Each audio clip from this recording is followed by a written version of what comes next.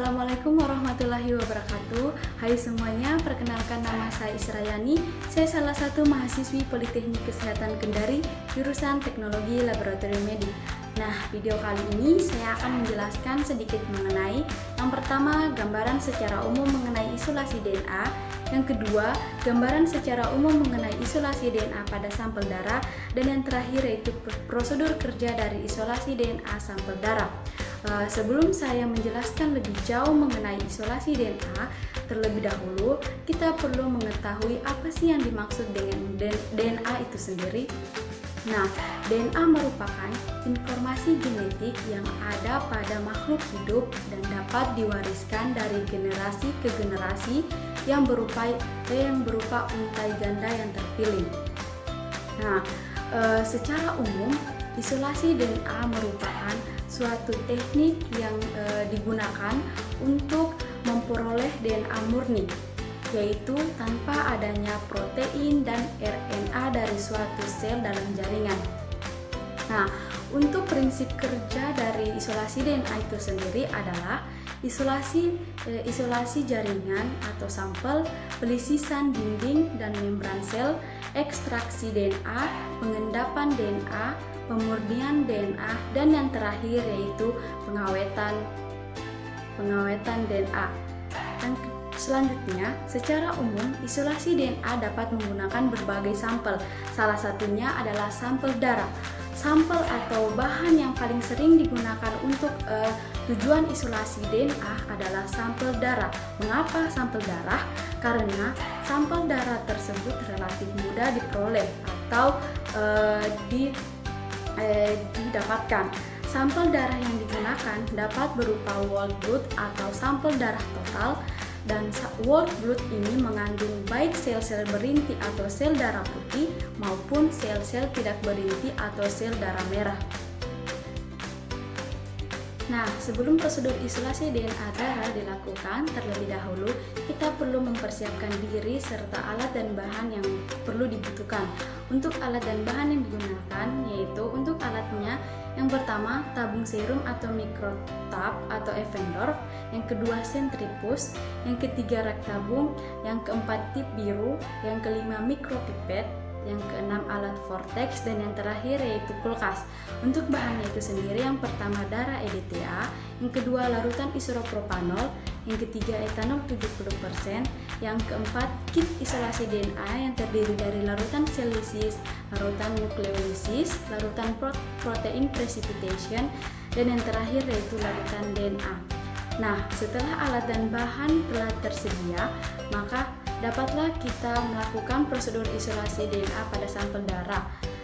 Nah, berikut adalah langkah-langkah dari prosedur isolasi DNA tersebut.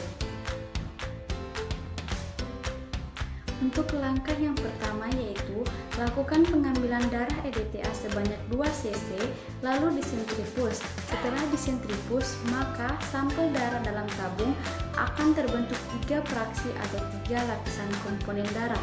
Lapisan paling atas adalah plasma, lapisan paling bawah adalah eritrosit, dan lapisan tengah merupakan bufikot, yaitu lapisan yang kecil yang terdiri atas leukosit dan trombosit.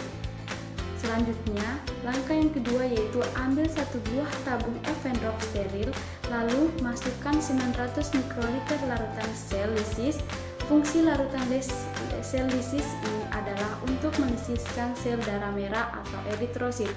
Selanjutnya, langkah ketiga yaitu pipet 300 mikroliter bufikot yang merupakan lapisan yang berwarna putih yang terletak di tengah tabung.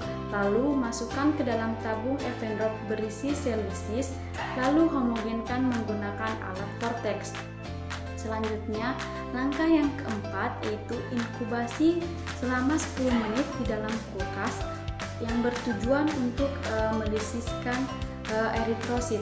Langkah yang keempat yaitu sentrifus selama 1 menit dengan kecepatan 3000 rpm, lalu buang supernatan. Jangan lupa sisakan plat putih yang nampak, dan ulangi langkah ini kurang lebih sebanyak 5 kali hingga larutan terlihat jernih.